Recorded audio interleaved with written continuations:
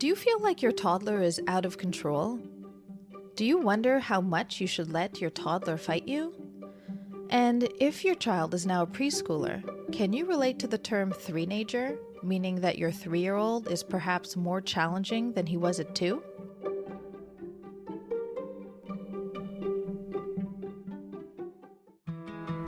So the big question is this: how do we navigate through the mountain of overwhelming, often contradictory, and sometimes false parenting information we find online?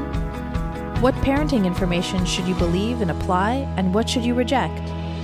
That is the big question, and in this podcast, we will help you understand what underlies your child's behavior and explain how to react in a way that favors your child's optimal development. I'm Alexandra Scherzer, and welcome to the Wise Parenting Podcast.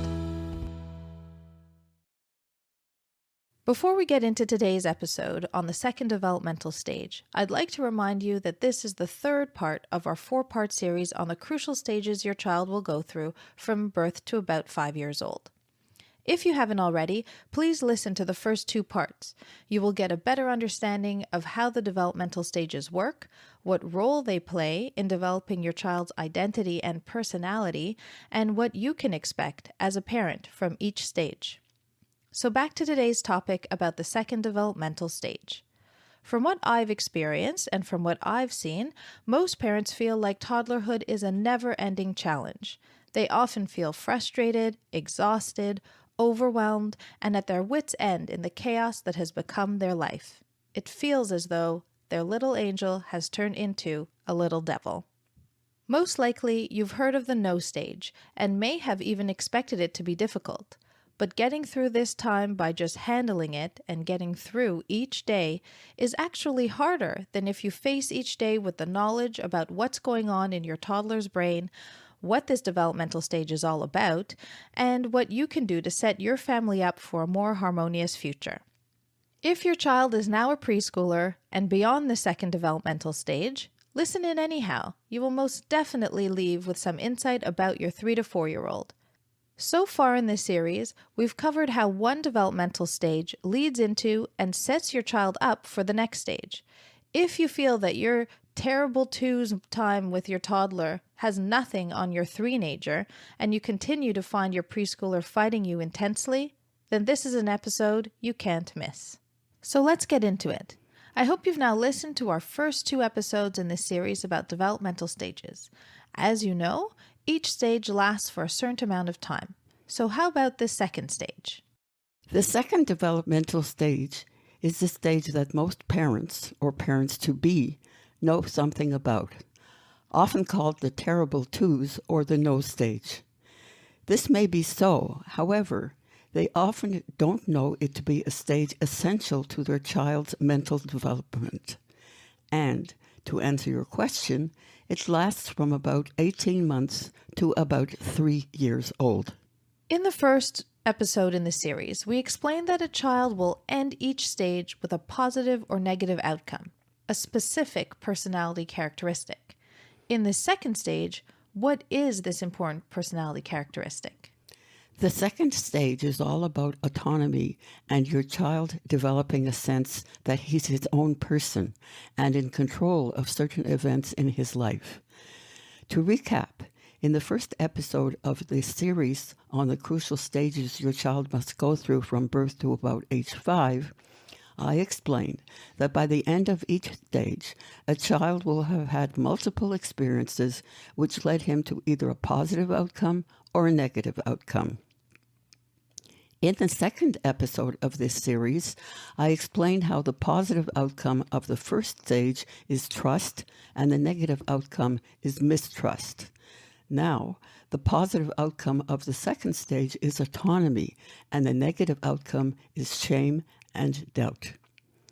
So what happens during the second stage is that his brain pushes him to develop a sense that he is a separate individual who can make decisions and feel good about them. This is because when a baby is born, he doesn't know that he is a separate person. Knowing this isn't innate.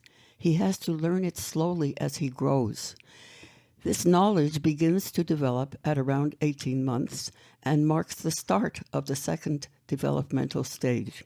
So, It is in this second stage that he learns he is a separate person.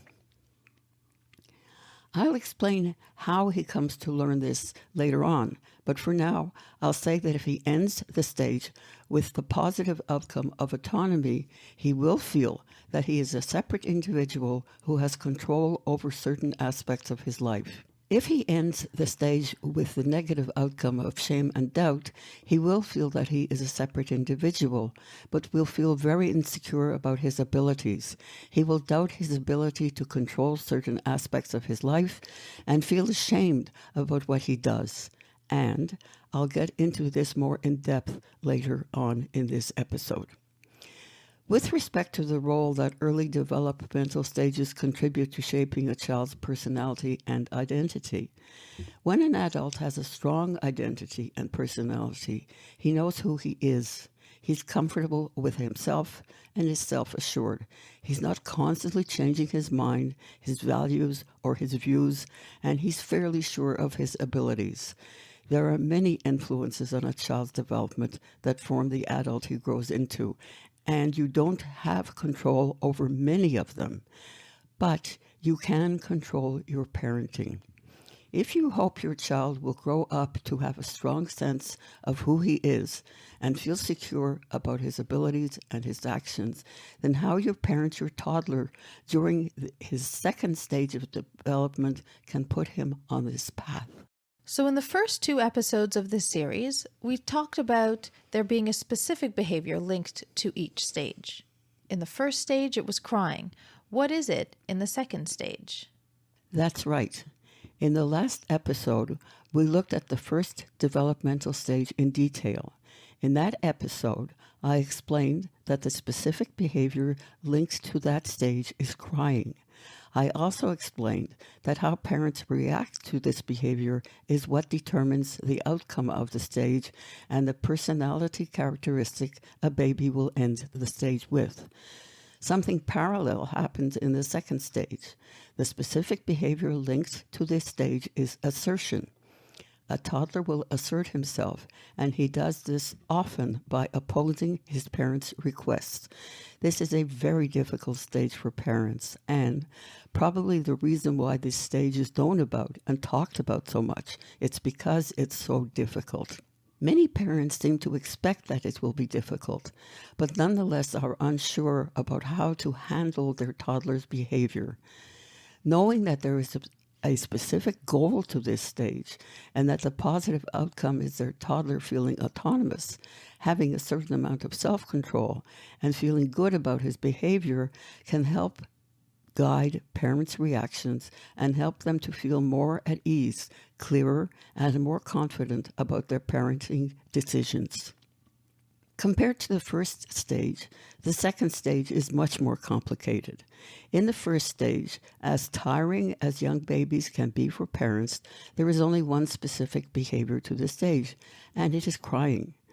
When in the second stage, however, the child's push for autonomy is expressed in many ways, mainly negative ways. Again, the way in which a child strives for autonomy is much more complicated than the way a baby strives for trust. So, how does a toddler strive for autonomy? What behaviors are linked to him asserting himself? Many parents know that during the terrible twos, their toddler will say no and me do it, and that he will scream and cry and kick. But they don't necessarily know how complex the inner workings of their toddler's brain is. 2 things are happening in your toddler's brain when he says no to everything and opposes you frequently. The first thing that is happening is that he's trying to strengthen his feelings of autonomy, and he does this by saying no. If he were to agree with you, he wouldn't succeed in distinguishing himself from you. When he agrees with you, he's aligned with you. In a way, he is you. In disagreeing with you, he takes his own stance. He expresses his own desires and thereby achieves the feeling that he is his own person, separate from you. I want to underline that your toddler's brain is truly and honestly pushing him to achieve this essential separation such that he says no and acts no forcefully. His brain seems to have devoted this short time to your toddler's achieving a major developmental task, so it's very intense. Your toddler saying no is almost automatic. It's not thought out. It seems to parents that their toddler saying no is in overdrive because no often means yes. No wonder this is a confusing time for parents. The second thing that is happening is that he's trying to take control of what happens to him and around him by telling those around him what he wants. Up to this point, all control has been exercised by adults or older siblings. His brain is now pushing him to take control, but this is all very new to him and he's not very good at it. He really doesn't know how to take control. For one, he may not be able to verbalize his wants clearly.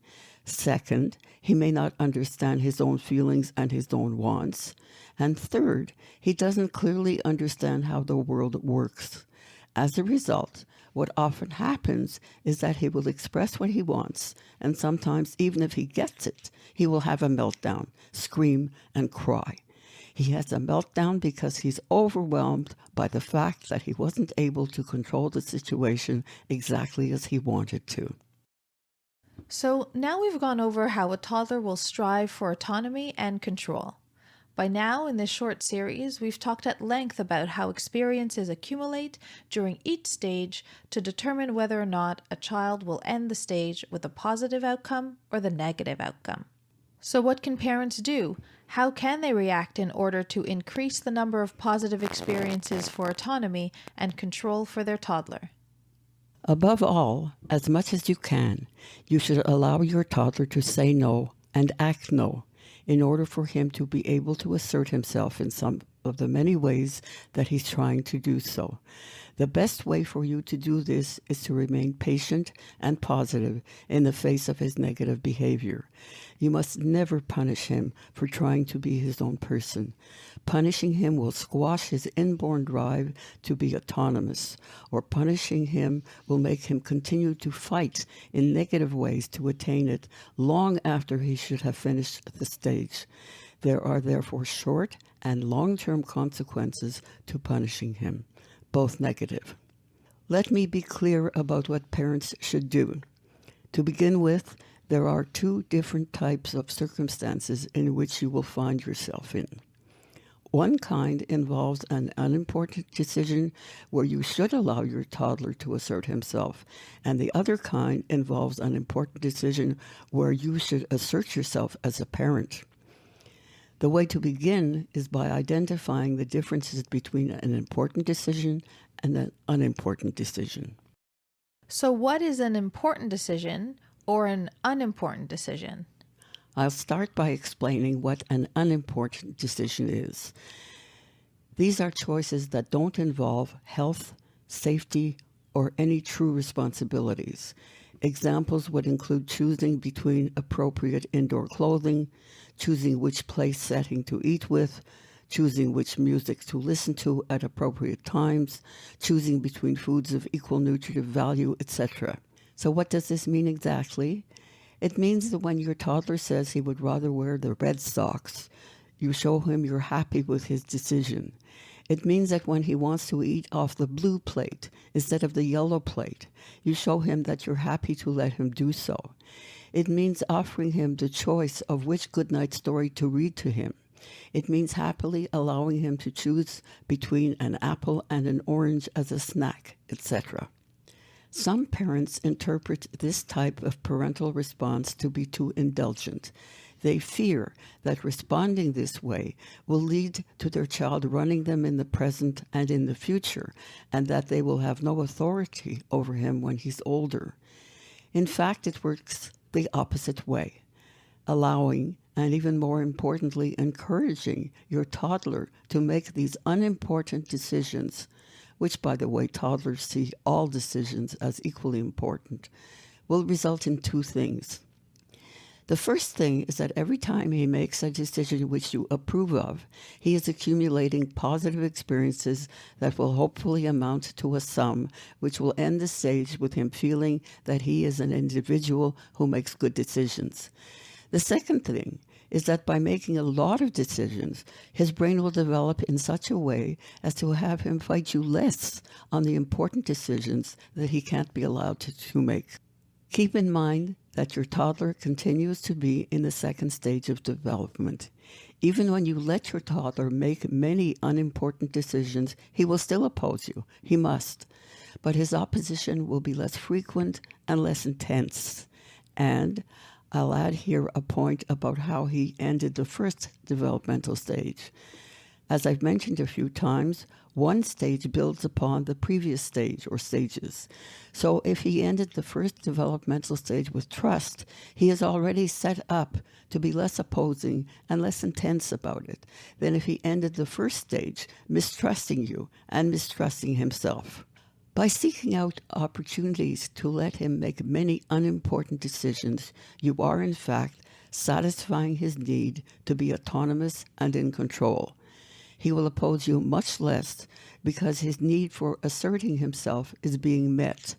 And what also happens when his need for asserting himself is being met is that he opposes you in a much more pleasant way.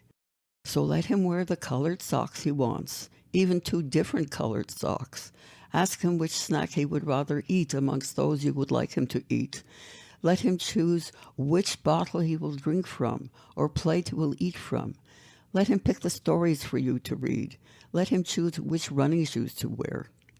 The more closely you look at all the decisions that are made in a day, the more you will be able to identify which are unimportant in a way that I've described them. And you will become aware that there are many more unimportant decisions to be made than important ones. So there are many opportunities for your toddler to make decisions and for you to make him feel as if he is in control. So that was an explanation of unimportant decisions. Now let's look at important decisions. An important decision is one that involves safety, health, true responsibilities. Examples of important decisions are things like not standing in the bath, going to the doctor, getting to work and school on time, wearing a coat when it's cold out, not jumping off the top bunk, not kicking or scratching you, not walking through the neighbor's garden, and many others. You have to take a stand and assert yourself as a parent when it comes to important decisions. Every family is different, and no matter what you see as an important decision, for these important decisions, what you should be looking at is how you take your stand. In order for him to develop his sense of autonomy and control, how you respond when he opposes you is extremely important. This means that when it comes time to assert yourself as a parent, make and act upon an important decision, you must stop and forbid the act while remaining positive. We hear a lot about positive parenting today, but how do you remain positive in the face of bad behavior and having really negative feelings about how your child is behaving? This is very difficult to do and requires real work on your part. It's probably easier for me to explain to you how to do this by explaining what you should avoid doing. In spite of your understandable negative feelings, you should avoid denigrating, ridiculing, shaming, or blaming him. You do this by separating the behavior from the child. It is the behavior that is bad, not him. He has to come to understand that it is his behavior that is unacceptable, not that he is a bad person. We've now looked at how essential it is for parents to distinguish between the 2 types of decisions, unimportant and important, and allow their toddler to make the unimportant decisions. I would imagine, though, that some families have more difficulty doing this than others. Yes, that's very true. In my experience, different families have different reactions to this information, depending partly on their parenting style. If you haven't already, please listen to our 3-part series on parenting styles, episodes 6, 7, and 8. The more you know about your parenting style, as well as other parenting styles, the more you will be aware of how your parenting style affects your child. Understanding your parenting style and its effects is part of the S in our WISE parenting formula, which we'll discuss later on in this episode. It's very true that families have greater or lesser difficulty allowing their toddler to make decisions. Some parents have great difficulty allowing their toddler to make decisions. Other parents have no trouble doing so. I'll talk briefly about each of these types of families and point out how and where some families go off the track. So, let me first talk about the families who have more difficulty allowing their toddler to make unimportant decisions. They fear that allowing their young child to make too many decisions will lead to negative short and long-term consequences. It doesn't. That you let him make many small, unimportant decisions is not too indulgent. It's not too permissive. It's not putting you on a path to your child running you in the future. It's really quite the opposite. Seemingly giving up so many decision-making moments to your toddler may make you feel uncomfortable. If so, always remember that you, the parent, are in control of selecting and highlighting which decisions you would like your toddler to make. You are really in control. His making all these decisions during this stage satisfies his brain's drive to assert himself. So, the more that he's allowed and encouraged to make these unimportant decisions now, the less his brain will push him to oppose you now and in the future. In my experience, I've seen that what appears to be the problem is that the parents' need to assert themselves constantly overrides their child's needs. These parents have great difficulty remaining positive. They will reprimand or shout down the child's attempt to make a decision. They appear to need to win. These families can easily go off the track because they are preventing their toddler from making decisions when his brain is pushing him to make them.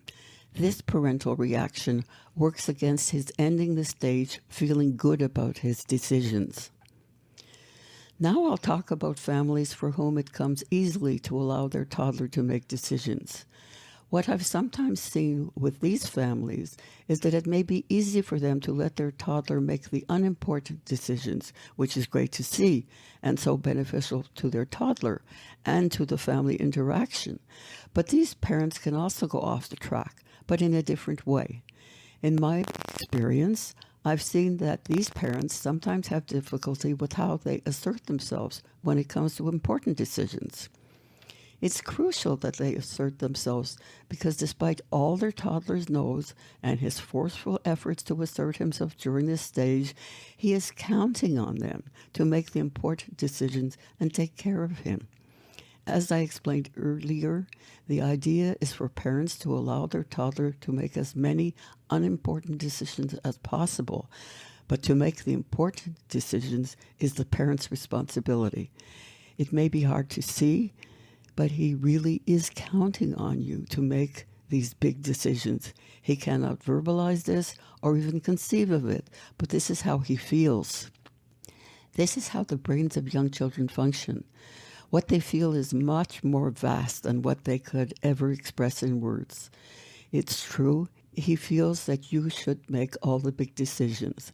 And if you're wondering what I base myself on to say this, I base myself on his actions. It's not my opinions. He is showing you.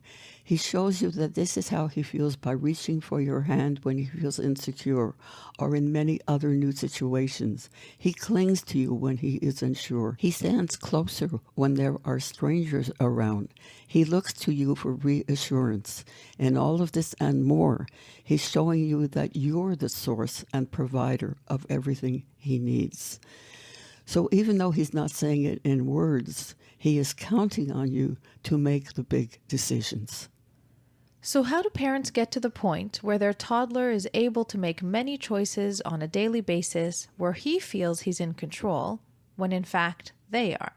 To begin with, I'll say that the hard part is to distinguish between important and unimportant decisions in your family.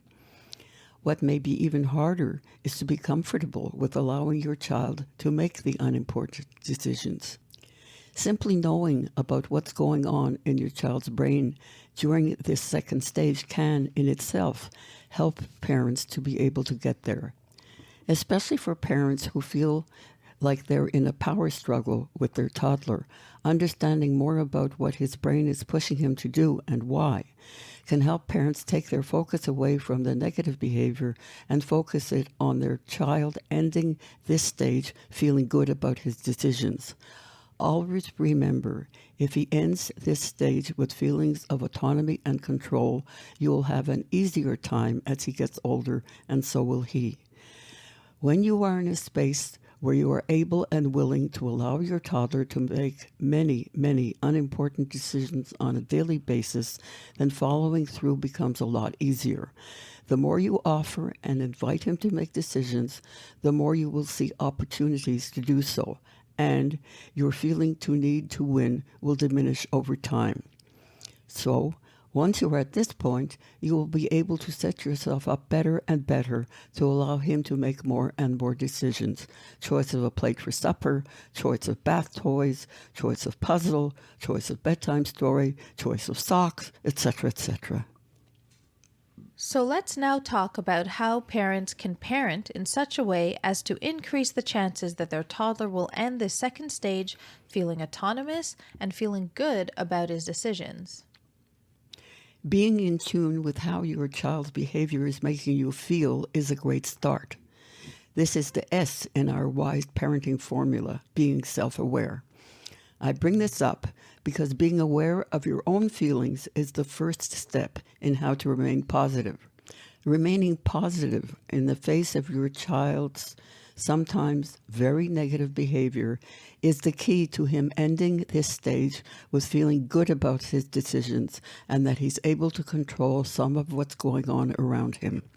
So what do I mean when I say that parents should remain positive?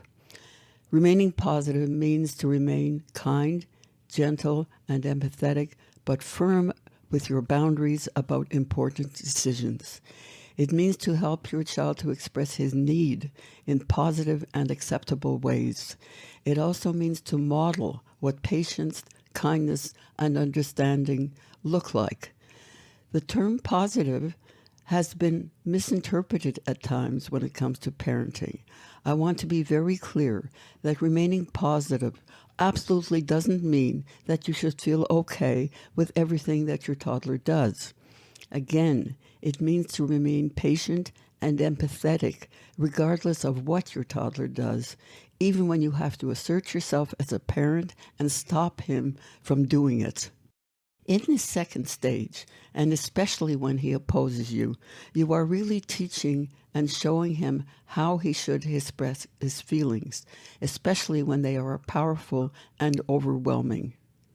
This doesn't mean that he will immediately change his response, but you are giving him the tools to be able to do so in the future. When you respond with understanding, patience, empathy, and are firm with your boundaries about important decisions, he is getting this message from you. My parent loves me and is trying to help me. I can't do what I did or am trying to do now or ever, but I'm still a good person. In the first of this series, I explained how developmental stages work, and I gave an analogy about blue and red blocks, that there is an accumulation of experiences that will lead to a child ending a stage with the positive or negative outcome. So the more he gets this message from you, that he's still a good person, even though he continues to oppose you and tries to control everything, the better you're setting him up to end this stage feeling autonomous and feeling good about his decisions. We've been talking a lot about the parents and their role and reaction during the second stage. Now let's look at the toddlers. Do all children go through this stage with the same intensity? No, not all children will go through this second stage with the same intensity. And the reason for this is in two parts. The first point has to do with how developmental stages work. How your child goes through the second stage depends in part on how he came out of the first stage. If he comes out of the first stage trusting, he will go through the second stage less intensely, that is, with less screaming and kicking, for example. He will assert himself, but in ways that are less destructive and less hurtful when he says no.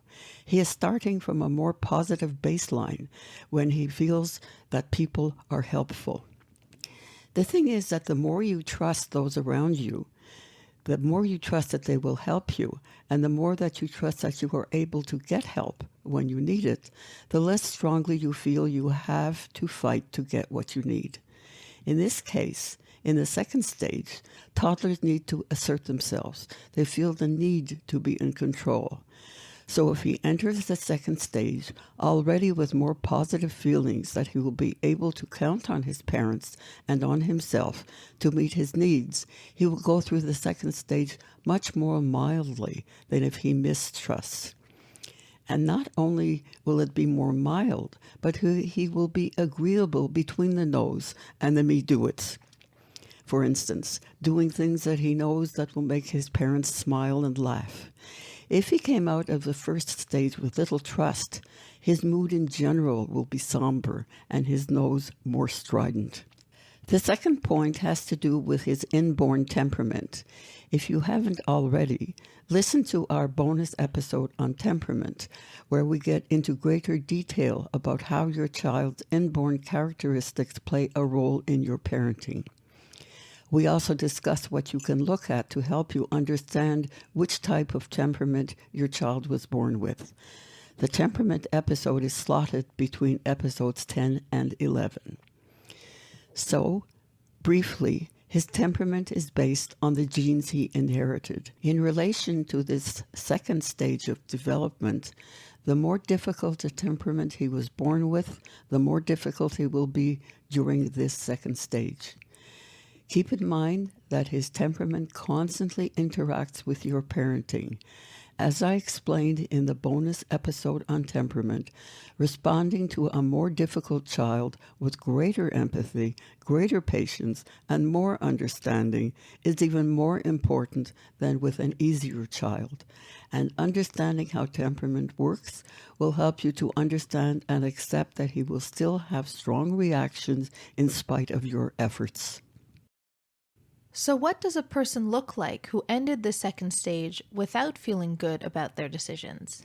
Although many other factors play a role in a person's development, coming out of the second developmental stage with feelings of shame and doubt about his decisions may make the person someone who frequently fights to assert himself with others, who frequently tries to control situations that he really should let others control, and often fights to win even though he knows that he's wrong.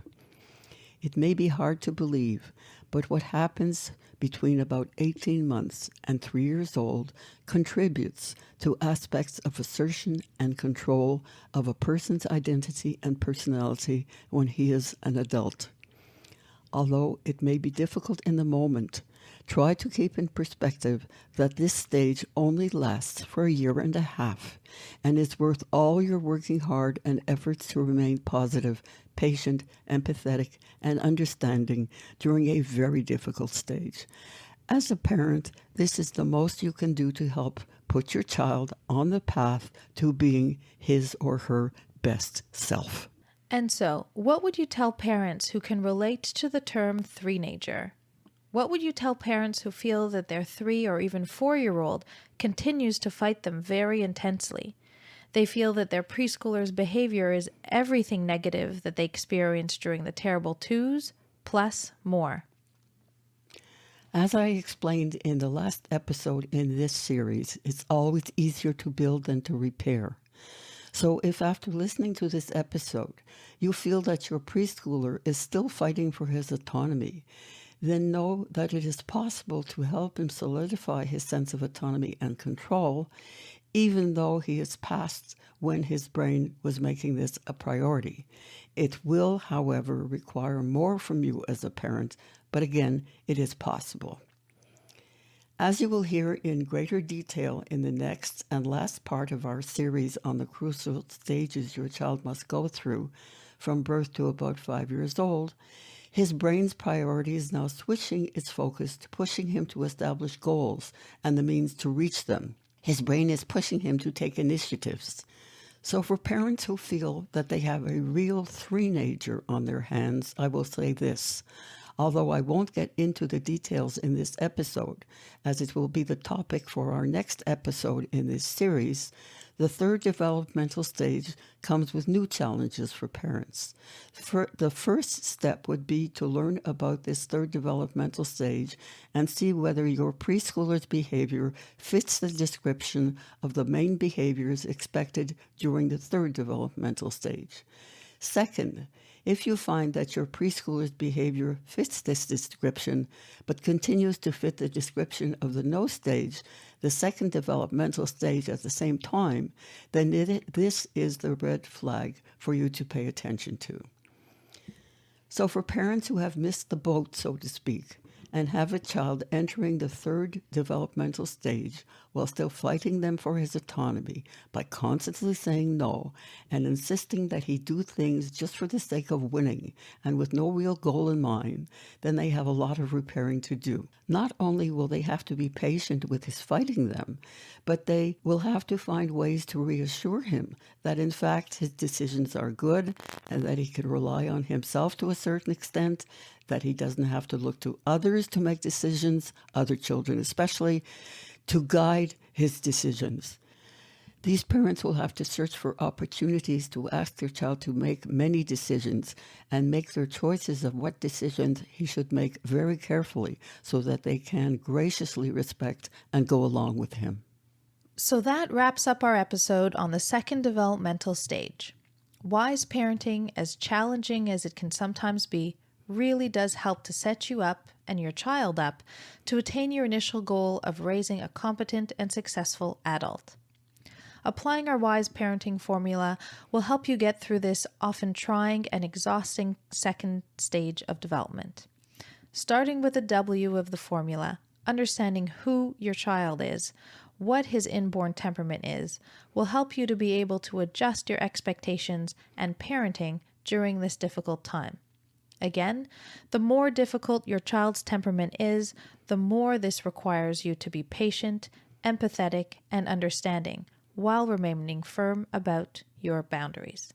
The more difficult your child's inborn temperament is, the more it will depend of you to help your child end the second stage feeling autonomous and feeling good about his decisions. Next, understanding what's going on in his brain, the I in the formula, during this stage will help you keep an even keel. Knowing that his brain is working on overdrive, pushing him to become an autonomous individual who can make decisions and take control of various aspects of his life, can help you to feel more in control and more at ease with his behavior. Moving on to the S of the formula, understanding your own responses as a parent, being self-aware during this stage is crucial in order for him to end the stage with a positive outcome. Actively working to remain positive, understanding, empathetic, and patient when you feel exhausted, overwhelmed, and perhaps even guilty because you feel you've lost control both of your child and of yourself is not easy. But I hope that after listening to today's episode, you will feel that it's worth all the effort it takes to do what you can to help your child end this stage with a positive outcome. This brings me to E, educating yourself on how best to parent your toddler during this trying and exhausting developmental stage. Knowledge in itself can be a powerful tool. It can be a great help. Simply knowing more about how best to react can help you to respond more positively. And always remember that if your child is older, now a preschooler, and you now think that he's still fighting for his autonomy even though his brain has now moved on to making other things a priority, know that you can still help him solidify his feelings of autonomy and control. Repair is always more difficult than building, it is slower, and will demand more of you than it would have during the second stage, but it is possible. So if you'd rather see your child grow up with skills like being able to persuade others and negotiate well than to see him grow up fighting to prove he's right, then remind yourself daily that this developmental stage won't last very long in the grand scheme of things, and that every effort you put in is well worth it. We hope that you found today's podcast helpful. Come say hi on social. Our Facebook and Instagram accounts are at Dr. Solomon's Wisdom, all one word. You can subscribe to the Wise Parenting Podcast on any podcast app, including Spotify, the Apple and Google podcast apps, or wherever you listen. Parenting advice keeps changing on us, depending on what you read and who you listen to. This is making parents feel like they're doing a bad job. And worst of all, many parents today don't know who to trust for what is probably the most important job they'll ever have. So if you're the parent of a young child and you would like to feel clearer, more confident, and more at ease about your parenting decisions, then the Wise Parenting Academy can help you get there. With on-demand access to foundation lectures and seminars in digital, print, and audio, as well as exclusive one-on-one guidance from Dr. Solomon, the Wise Parenting Academy is the perfect next step to building the best long-term outcomes for your child. Come check us out at thewiseparentingacademy.com. Thank you for listening, and we hope you will join us again.